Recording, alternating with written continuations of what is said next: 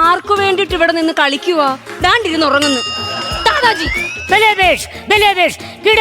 Dance എന്തോ കണ്ടിട്ടാ കിടക്കാച്ചി എന്ന് പറഞ്ഞത്? ഇരുന്ന് ഉറങ്ങുമല്ലായിരുന്നു. ഞാൻ ജ്ഞാനദൃഷ്ടി കണ്ട്. ആ പിന്നെ ഞാൻ ദൃഷ്ടിയിൽ തന്നിരുന്ന ഡാൻസ് കണ്ടാൽ മതിയായിരുന്നല്ലോ. എന്നെ കൊണ്ട് നിന്നെ ബുദ്ധിമുട്ടിച്ചേ. നീ മെനക്കെട്ടതിന് നിനക്ക് ബലം ഉണ്ടായില്ലേ? നീ ഇവിടെ കിടന്ന് തുള്ളിച്ചാടി കഴിഞ്ഞാൽ നിന്റെ ആ തണുപ്പ് അങ്ങോട്ട് മാറും. തണുത്തോ വിറങ്ങലിച്ചിരിക്കണം. ഞാനിനി എന്നെ ചെയ്യും. ദാദാജിയും കൂടെ ഇറങ്ങി ഒരു ഡാൻസ് കളിക്കും. ഞാൻ ഡാൻസ് കളിക്കാൻ ഞാൻ ഇരുന്നോടത്തുനിന്ന് എഴുന്നേക്കണ തന്നെ ഇൻസ്റ്റാൾമെന്റ് വ്യവസ്ഥയിൽ 3 തവണയായിട്ടാ. ഒന്നതേ ഇങ്ങനെ, പിന്നതേ ഇങ്ങനെ, പിന്നതേ ആ എന്നോട് ഇവിടെ പറയാ ഡാൻസ് കളിക്കാൻ. ദാദാജി ഇന്ന് ഭയങ്കര മഞ്ഞുരുക്കുവാന്ന് തോന്നുന്നു ഹിമാലയത്തില്. ആണോ? വെള്ള ഹിമക്കരടി ഇറങ്ങാനുള്ള സാധ്യതയുണ്ട്.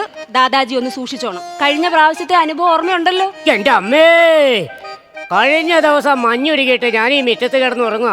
ഒരു ഹിമക്കരടി വന്നു അതിന്റെ കുഞ്ഞാന്നും പറഞ്ഞുകൊണ്ട് എന്നെ എടുത്തിട്ട് മലയുടെ മേളിലേക്ക് കൊണ്ടുപോയിട്ട് ഉമ്മ വക്കലും നക്കലും വക്കലും പിന്നെ സഹിക്കാം.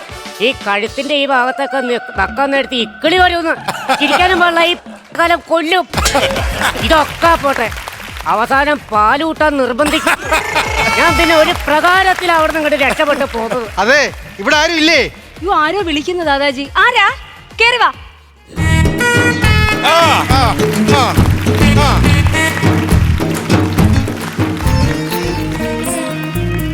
ആരാ? ഞാനേ ഈ ഹിമാലയം കയറാൻ വന്നതാ. വന്നപ്പോ ഇവിടെ എത്തിയപ്പോ ചെറിയ പനിയും ജലദോഷവും അങ്ങനെയൊക്കെ. പിന്നെ നോക്കിയപ്പോ ഇവിടെ അടുത്ത് താമസിക്കാൻ ലോഡ്ജോ ഹോട്ടലോ ഒന്നും ഇല്ല. ദൂരെ നോക്കിയപ്പോ ഇവിടെ ഒരു വെട്ടം കണ്ടത്. ആ വെട്ടം കണ്ട് വന്നതാ. വെട്ടം കണ്ടുപോലെ നീ ആരാ? ഈയലോ? അയ്യത് ആളായിരുന്നാ? അയ്യോ സോറി കേട്ടോ, ഞാനിപ്പോ 10 മിനിറ്റ് കൊടുത്തനെ. ഞാൻ വിചാരിച്ച മറ്റേ പേർഷ്യൻ കേറ്റായിരിക്കും. പുള്ളി എന്തിനാ ഇങ്ങനെയൊക്കെ കാണിക്കുന്നേ? കോപം വന്നാ പുള്ളി ജ്വലിക്കും. കോപം വരുന്നതിന് പുള്ളി എന്തിനാ തൊലിക്കുന്നത്?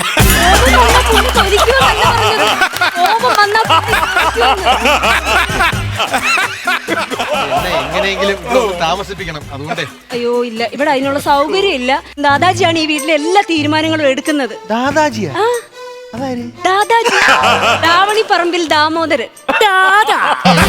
ദാദയുടെ അടുത്ത് പറഞ്ഞ കാര്യം നടക്കുമായിരിക്കും അല്ലേ? എനിക്കറിയത്തില്ല, ഒന്ന് പറഞ്ഞു നോക്ക്. ഞാൻ ഒന്ന് സംസാരിച്ചു നോക്കാം.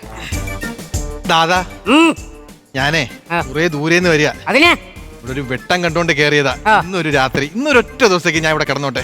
പൊന്നു മോനെ, നീ ഉദ്ദേശിക്കുന്ന മാതിരിയുള്ള സ്ഥലം അല്ലാതെ ഇവിടെ നടക്കൂല, നടപടിയില്ലാമോ തിരിച്ചു പോകും. ദാദാജി അങ്ങനെ പറഞ്ഞ എങ്ങനെയാ? ഞാൻ ഇത്രയും ദൂരം വന്നേലും ഇവിടെ വേറെ പോകാനൊന്നും ഇടവില്ല, അതുകൊണ്ടല്ലേ. എടാ, ഞാൻ വിളിച്ചിട്ടാണോ നീ പെട്ടിമോക്കണോടത്തോട് ഇങ്ങോട്ട് കയറി വന്നത്? ഇവിടെ നടക്കില്ല, എന്റെ കൊച്ചു പോ. ദാദാജി അങ്ങനെ പറഞ്ഞ എന്നെ ഒഴിവാക്കല്ലേ പ്ലീസ്. മോനൊരു കാര്യം മനസ്സിലാക്കണം.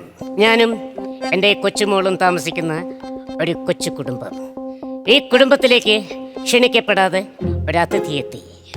പറയാതിരിക്കാൻ വയ്യ, ഹിമാലയത്തിന്റെ താഴെ കൊണ്ടുവന്ന് ഈ ദൃശ്യം അടിക്കുമെന്ന് ഞാൻ സ്വപ്നത്തിൽ പോലും ഞാൻ ദൃശ്യം അടിച്ചല്ലടാവേ, എന്റെ അവസ്ഥ പറഞ്ഞതാ. ആകപ്പാടെ 2 കട്ടിലുള്ളൂ. ഒരു കട്ടിലേല് ഞാൻ കിടക്കും, ഒരു കട്ടിലേല് ഇവളും കിടക്കും.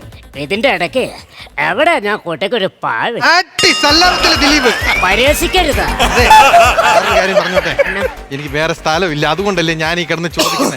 ഞാൻ ഈ രാത്രി പിന്നെ ഇനി എങ്ങോട്ട് പോവാനാ? പ്രായപൂർത്തിയായ ഒരു കൊച്ചുള്ളത് അവിടെ. ഇത്രയും നാൾ ഒരു പേര് ദോഷം കേൾപ്പിക്കാതെ ഞാൻ ഇവിടെ വളർത്തിയത്. ആണോ? എങ്ങനെ പേര് ദോഷം കേൾപ്പിക്കും? ഒരു കോളേജില്ല, ഒരു അയൽവക്കമില്ല, പിന്നെ ഞാൻ എങ്ങനെ ഒരു പേര് ദോഷം കേൾപ്പിക്കും? ദൈവമേ, അവക്ക് പേര് ദോഷം കേൾപ്പിച്ചോളാം. സാഹചര്യം ഇല്ലാത്തോണ്ടല്ലേ ദാദാജി, എനിക്ക് വേറെ പോകാൻ ഒരു ഇടവില്ല. ഇന്നൊരു ദിവസത്തേക്ക് ഞാൻ ഇവിടെ കിടന്നോട്ടെ പ്ലീസ്. നിനക്കങ്ങനെ നിർബന്ധമാണെങ്കിൽ ഇവിടെ നിന്ന് ഒരു 10 കിലോമീറ്റർ മുമ്പ് അവിടെ ഒരു ലോഡ്ജ് ഉണ്ട്, വസന്തി. നല്ല കിടുക്കൻ ലോഡ്ജാ, നല്ല സൗകര്യമുണ്ട്. റൈഡ് ഉണ്ടാവില്ല. അഥവാ റൈഡ് ഉണ്ടാവുകയാണെങ്കിൽ ജനലിന്റെ അതികൂടെ താഴേക്കിറങ്ങിയ സൺസൈഡിൽ ഒരാൾക്ക് കഷ്ടിച്ച് നടക്കാവുന്ന ഒരു വഴിയാണ്. അവിടുന്ന് താഴേക്ക് നോക്കിക്കഴിഞ്ഞാൽ ബാത്റൂമിന്റെ പൈപ്പുണ്ട്. പൈപ്പിൽ പിടിച്ച് താഴേക്ക് ഇറങ്ങിക്കഴിഞ്ഞാൽ നിനക്ക് റിസപ്ഷന്റെ പുറകെ ചെല്ലാം. അവിടെ നിന്ന് നോക്കിക്കഴിഞ്ഞാൽ മെയിൻ റോഡാ, കാറ് വരും, ജീപ്പ് വരും. നിനക്ക് അവിടെ കയറി എങ്ങോട്ട് വേണേലും പോ. ഇതൊക്കെ ദാദാജിക്ക് ഇങ്ങനെ അറിയാം? ഞാൻ എന്റെ ജ്ഞാനദൃഷ്ടി കണ്ടു. ജ്ഞാനദൃഷ്ടി കണ്ടതില്ല. ഈ ജ്ഞാനദൃഷ്ടി കാരണം ആധാർ കാർഡ് പോലും കൊടുക്കാതെ പോലീസുകാരന്റെ കൈയും കാലും പിടിച്ചാ ഞാൻ പോലീസ് സ്റ്റേഷനിൽ ഇറക്കി.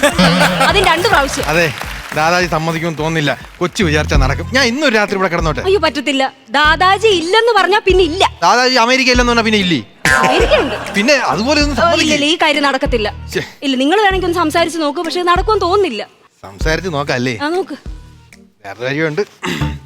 ദാദാജി തണുത്ത് നിറച്ചിരിക്കുകയാണെന്നൊക്കെ അറിയാം. അതെ, ഞാനൊരു കൂട്ടം കൊണ്ടുവന്നിട്ടുണ്ട്. ദാദാജി ഇച്ചിരി ഒരു 90 അടിച്ചിട്ടിരിക്കുന്നു. കാര്യം തണുപ്പൊക്കെ ഇല്ലേ, തണുപ്പാവുമ്പം നമുക്ക് സ്വാഭാവികമായിട്ടും ചെറിയ ഒരെണ്ണമൊക്കെ അടിക്കണമെന്ന് തോന്നും. ദാദാജി ഇതൊക്കെ ഒന്ന് അടിച്ചിട്ട് എനിക്ക് ഇവിടെ കിടക്കാവുള്ള ഒരു സ്ഥലം ഉണ്ടാക്കി ദാദാജി. ഇതുപോലെ 3 ഇരിപ്പുണ്ട് വേഗനകത്ത്. ഇനിയും മോളെ, എന്താ ഈ കുഞ്ഞ് ഇന്ന് നമ്മുടെ വീട്ടിൽ കിടക്കൂ. അതിന് നിനക്ക് വല്ല ബുദ്ധിമുട്ടും ഉണ്ടെങ്കിൽ പെട്ടിയും കിടക്കെടുത്തോട്ട് ഇറങ്ങിക്കോ. അടിച്ചപ്പോഴത്തേക്ക് ദാദാജി കാരണം പറഞ്ഞു. പെക്ക എടേ ഉള്ള 3 ഫുള്ളാന്ന് അവന്റെ ആ ബാഗിൽ എടുക്കണം. ഇന്ന് ആടേച്ചി ഫ്ലവേഴ്സ് ടിവിയുടെ സ്മാർട്ട് ഷോയിൽ പങ്കെടുക്കാൻ നിങ്ങളെ ക്ഷണിക്കുന്നു. ഉടൻ തന്നെ ഈ നമ്പറിലേക്ക് വിളിക്കുക. 7593829838. ഫ്ലവേഴ്സ് സ്മാർട്ട് ഷോ ഉടൻ വരുന്നു ഫ്ലവേഴ്സ്.